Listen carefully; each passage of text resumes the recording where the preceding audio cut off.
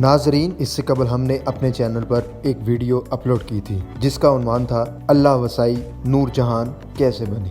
اس video کو بہت سارے لوگوں نے واچ کیا اور پسند کیا۔ اس حوالے سے مختلف خیالات کا اظہار بھی کیا گیا۔ تمام تر دوستوں نے یہ رائے دی کہ میڈم نور جہاں جیسی بڑی شخصیت کی زندگی پر بننے والی ویڈیو اتنی مختصر نہیں ہونی چاہیے تھی۔ کچھ ساتھیوں نے ملکہ ترنم کی فلمی زندگی سے متعلق اہم معلومات بھی ہمارے ساتھ شیئر کی۔ ہم ان تمام ناظرین کے شکر گزار ہیں جنہوں نے اپنے نقطہ نظر سے ہمیں آگاہ کیا۔ ان کی آراء اور تجاویز کو ہم بے حد اہمیت دیتے ہیں، اسی لیے ہم نے ایک نئی ویڈیو تیار کی ہے جس میں نور جہان کی زندگی، ان کے فلمی کریئر اور ان کی گلوکاری کے مختلف پہلوؤں کو نسبتاً زیادہ تفصیل کے ساتھ پیش کیا ہے۔ اس مقصد کے لیے ہم نے بطور خاص میڈم نور جہان کے آبائی شہر قصور کا دورہ کیا اور زیادہ سے زیادہ معلومات اکٹھی کرنے کی کوشش کی۔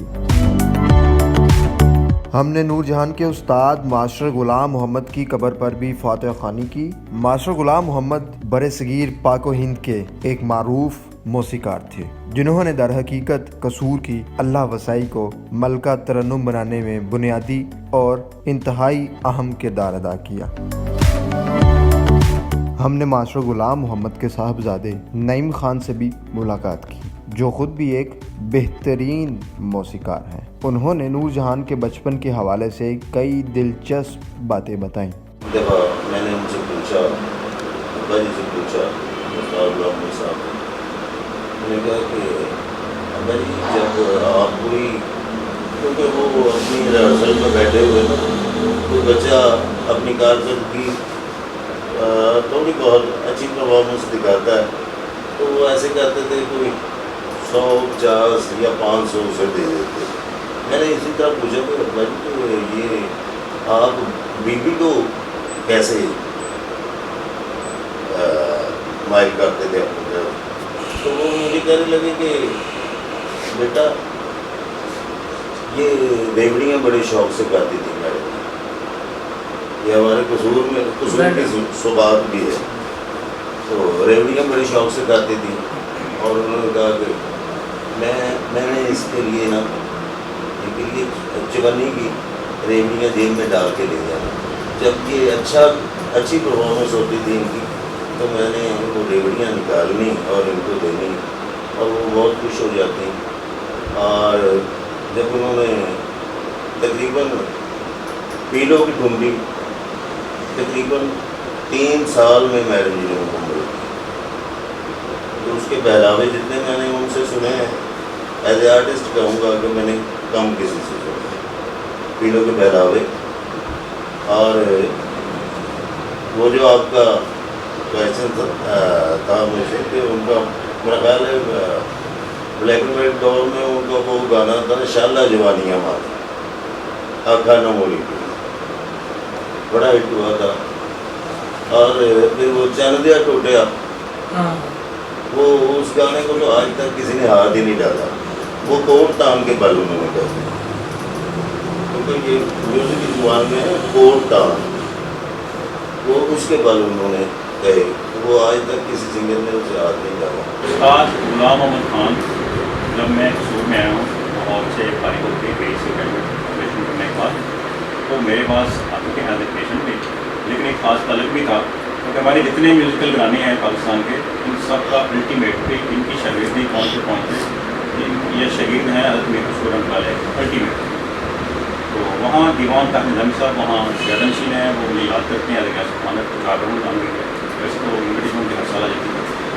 تو خان صاحب سے گپ شپ بھی ہوتی، کچھ یادیں بھی بتاتے، کچھ وہ ٹپس بھی بتاتے، میڈم نور جہاں کے ساتھ گزرا ہوا وقت بھی بتاتے۔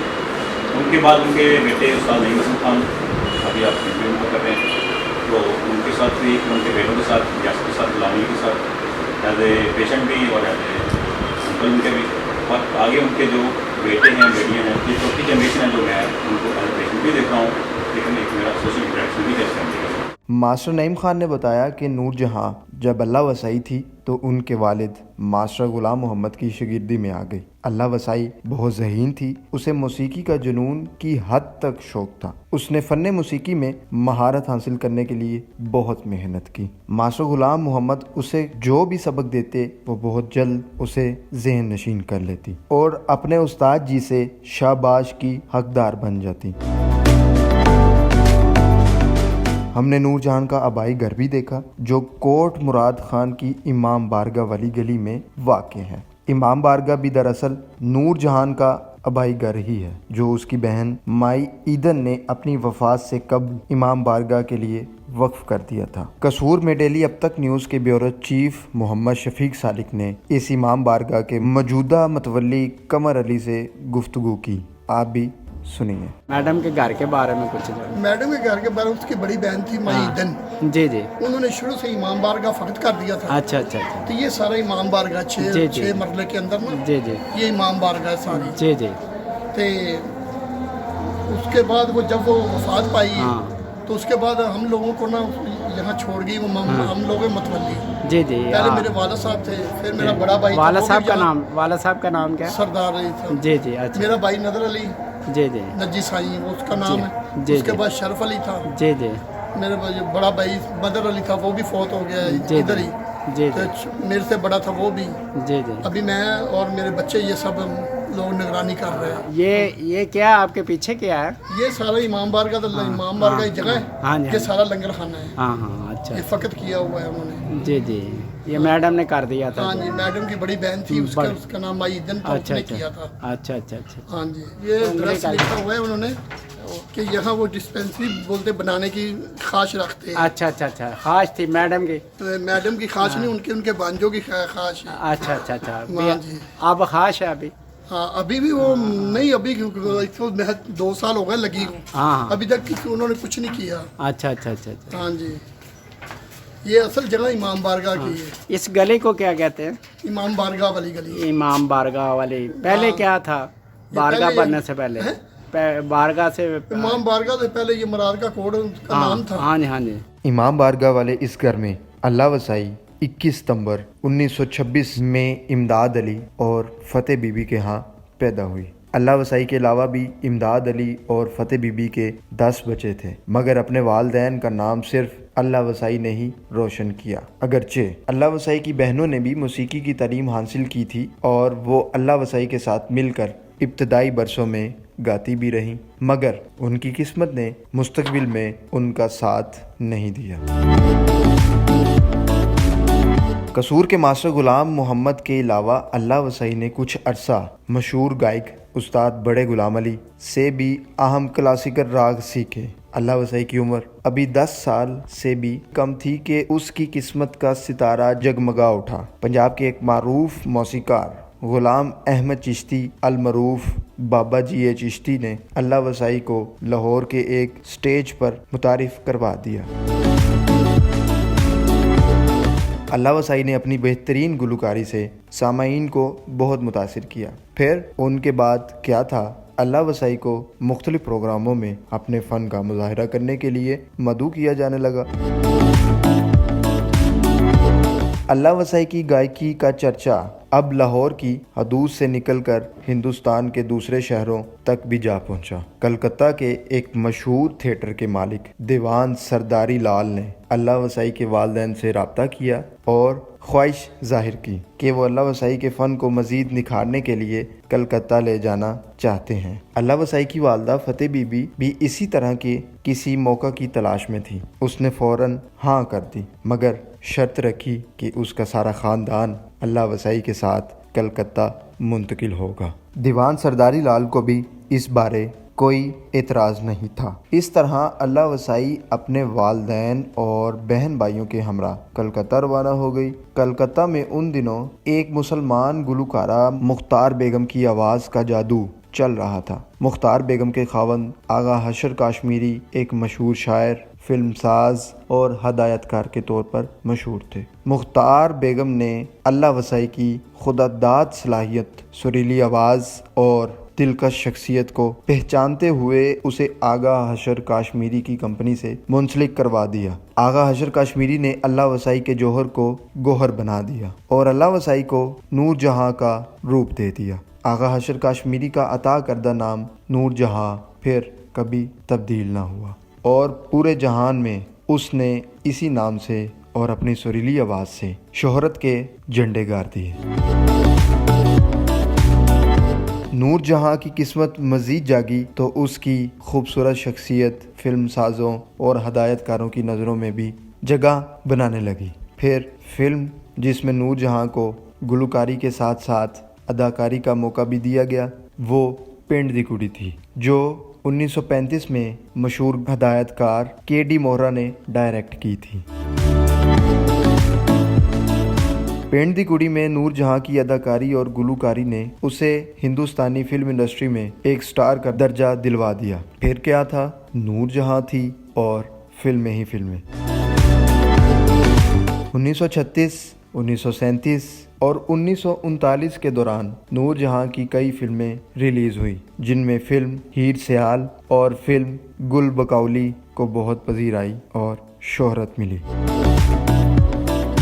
یہ فلمیں کلکتہ میں ہی بنائی گئی تھیں۔ لاہور شہر بھی ان دنوں فلم سازی اور موسیقاری کا ایک بڑا مرکز تھا، لہٰذا نور جہاں نے 1938 میں لاہور کا رخ کر لیا۔ لاہور میں معروف موسیقار غلام حیدر نے نور جہاں کو اپنی آواز کا جادو جگانے کا خوب موقع فراہم کیا اور اس کی آواز میں کئی گانے ریکارڈ کروائے۔ پھر نور جہاں کی زندگی میں ایک نیا موڑ آیا اور اسے ہندوستان کے مشہور اداکار پران کے بالمقابل ہیروئن کا کردار ادا کرنے کا موقع ملا۔ اس فلم کا نام خاندان تھا، جو 1942 میں ریلیز ہوئی۔ اس فلم نے پورے ہندوستان میں دھوم مچا دی اور فلمی دنیا کے سب سے بڑے ہندوستانی مرکز بمبئی کے فلم سازوں کی توجہ لاہور میں موجود نور جہاں کی طرف مبذول ہوئی اور انہوں نے نور جہاں کو بمبئی منتقل ہونے کی دعوت دے دی۔ ان فلم سازوں میں ایک بہت بڑا نام سید شوکت حسین رضوی کا تھا۔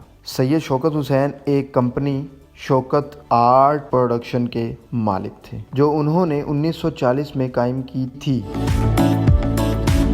سید شوکت رضوی نے نور جہاں کی خودداد صلاحیتوں سے خوب فائدہ اٹھایا اور اسے اپنی کئی فلموں میں مرکزی کردار ادا کرنے کا موقع دیا۔ ان فلموں میں 1942 میں بننے والی فلم خاندان کے علاوہ 1943 میں ریلیز ہونے والی فلم نوکر، 1944 میں تیار ہونے والی فلم دوست، 1945 میں بننے والی فلم زینت اور گاؤں کی گوری، 1946 میں ریلیز ہونے والی فلم انمول گڑی اور 1947 میں منظر عام پر آنے والی فلم جگنو شامل ہیں۔ مشہور فلم نوکر کی کہانی سید شوکت رضوی نے اس وقت کے مشہور افسانہ نگار سعادت حسن منٹو سے لکھوائی تھی۔ فلم جگنو میں نور جہاں کا نامور گلوکار محمد رفیع کے ساتھ گایا گانا یہاں بدلا وفا کا بہت مشہور ہوا۔ سید شوکت رضوی نور جہاں کی شخصیت اور صلاحیتوں سے اس قدر متاثر ہو گئے کہ انہوں نے 1943 میں نور جہاں کو اپنی بیوی بنا لیا۔ قیام پاکستان پر دونوں میاں بیوی پاکستان منتقل ہو گئے۔ سید شوکت رضوی اور نور جہاں ابتدائی طور پر کراچی میں رہائش پذیر ہوئے، مگر 1948 میں انہوں نے لاہور میں ایک پرانا فلم اسٹوڈیو شوری خرید لیا، جو پہلے کسی ہندو کی ملکیت میں تھا۔ دونوں میاں بیوی نے مل کر اس فلم اسٹوڈیو کو نئے سرے سے تعمیر کیا اور 1950 میں اس اسٹوڈیو کا باضابطہ افتتاح ہو گیا۔ اس اسٹوڈیو کو شاہ نور اسٹوڈیو کا نام دیا گیا۔ شاہ کا لفظ سید شوکت رضوی کے حوالے سے اور نور کا لفظ نور جہاں کے نام سے لیا گیا۔ اس طرح یہ اسٹوڈیو شاہ نور اسٹوڈیو کہلایا۔ پاکستان منتقل ہونے کے بعد سید شوکت رضوی اور نور جہاں نے پہلی فلم 94 کے نام سے بنائی۔ اس فلم کی ہدایت کاری سید شوکت رضوی اور نور جہاں نے مشترکہ طور پر کی۔ اس فلم نے بے مثال کامیابی حاصل کی۔ یہ فلم 1951 میں ریلیز ہوئی۔ نور جہاں کے مقابل ہیرو سنتوش کمار تھے۔ پاکستان میں بطور ہیروئن نور جہاں کی دوسری کامیاب فلم دوپٹہ تھی۔ اس فلم میں अजय कुमार नूर जहां के मुकाबिल हीरो थे। ये फिल्म 1952 में रिलीज हुई और इसके फिल्म साज असलम लोधी थे। 1954 में नूर जहां और सैयद शौकत रिजवी के दरमियान तलाक हो गई। इन दोनों की औलाद 3 बच्चों पर मुश्तमिल थी, 2 बेटे और 1 बेटी। नूर जहां के बेटे अकबर रिजवी की एक बेटी सोनिया जहां और एक बेटा सिकंदर रिजवी आजकल भी मुख्तलिफ ड्रामों में अपनी अदाकारी के जौहर दिखा रहे हैं। नूर जहां की बेटी जिले हुमा की शादी एक अदाकार अकील भट्ट के साथ हुई थी, जिनमें उनके 4 बेटे अहमद अली भट्ट, हमजा अली भट्ट, मोहम्मद अली भट्ट और मुस्तफा अली भट्ट हैं। बड़े बेटे अहमद अली भट्ट इस वक्त फिल्म और टेलीविज़न के मशहूर अदाकार हैं। 1959 में नूर जहां ने दूसरी बार शादी अदाकार एजाज दुरानी के साथ कर ली। अदाकार एजाज को तकरीबन तमाम मकबूल अदाकारों के मुकाबिल हीरो बनने का मौका मिला, मगर अदाकार फिरदौस के साथ उसकी जोड़ी बहुत मकबूल हुई। फिरदौस के साथ अदाकारी करते करते एजाज दुरानी उसकी मोहब्बत में गिरफ्तार हो गए और मैडम नूर जहां के तमाम एहसासात को फरामोश करके फिरदौस के साथ शादी कर ली। जाहिर है शादी से कब एजाज दुरानी ने नूर जहां को तलाक दे दी। नूर जहां की आखिरी फिल्म जिसमें उन्होंने बतौर हीरोइन काम किया वो मिर्ज़ा गालिब थी, जो 1961 में रिलीज़ हुई। सितंबर 1965 में पाकिस्तान और भारत के दरमियान होने वाली जंग में मैडम नूर जहां ने सरहदों पर दुश्मनों के साथ लड़ने वाले अपने मुजाहिदों का हौसला बढ़ाने के लिए लातादाद अनमोल गीत रिकॉर्ड करवाए और पूरी पाकिस्तानी कौम के जज्बात की तर्जुमानी की। हुकूमत पाकिस्तान ने मैडम नूर जहां को मलका तरन्नुम का लक़ब अता कर दिया। मलका तरन्नुम नूर जहां ने अपने प्यारे वतन पाकिस्तान की नुमाइंदगी करते हुए मुतअद्दिद गैर मुल्की दौरे भी किए। बाज़ ज़राए से ये भी पता चलता है कि नूर जहां ने एक तीसरी शादी मरूफ अदाकार यूसुफ खान से भी की थी। मलका तरन्नुम नूर जहां 1986 में शुमाली अमेरिका के दौरा पर थीं कि इन्हें सीने में शदीद दर्द महसूस हुआ। तशख़ीस पर मालूम हुआ कि वो आर्ज़ाए क़ल्ब में मुब्तला हैं। सितंबर 2000 में वो बीमारी की हालत में कराची के एक अस्पताल में दाखिल थीं कि इन्हें दिल का शदीद दौरा पड़ा जो उनकी जान ले गया। मलका तरन्नुम नूर जहां की नमाज जनाजा में 4 लाख से ज़ायद अफराद ने शिरकत की। उन्हें कराची के एक कब्रिस्तान में सुपुर्दे खाक कर दिया गया। इन्ना लिल्लाहि व इन्ना इलैहि राजिऊन। नाजरीन, अगर आपको हमारी ये वीडियो पसंद आई हो तो हमारे चैनल को सब्सक्राइब ज़रूर करें ताकि हमारी इस तरह की मज़ीद वीडियोज़ आप तक पहुँच सकें। शुक्रिया।